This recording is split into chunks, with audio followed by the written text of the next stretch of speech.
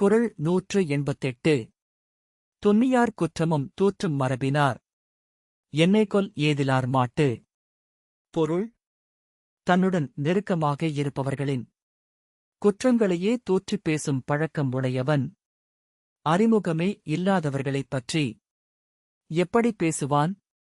அப்படிப்பட்ட மனிதனிடம் யாரும் பாதுகாப்பாக இருக்க முடியாது. இந்த குறள் சொல்லும் வாழ்க்கை உண்மை. நம்மவரையே பழிப்பவன் பிறரை நிச்சயம் விடமாட்டான். நெருக்கம் கூட புறங்கூறலைத் தடுக்கவில்லை என்றால் அது குணக்கோளாறு. பிறர் ரகசியம் பேசுபவன் உன் ரகசியத்தையும் பேசுவான். உண்மையான மனிதன் தன் சுற்றத்தாரையும் காப்பான்.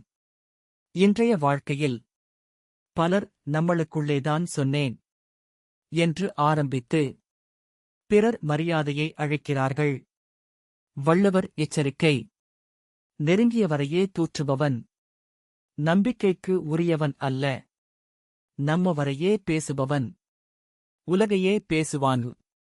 ரகசியம் காக்கத் தெரியாதவன் நட்புக்கும் தகுதியற்றவன்.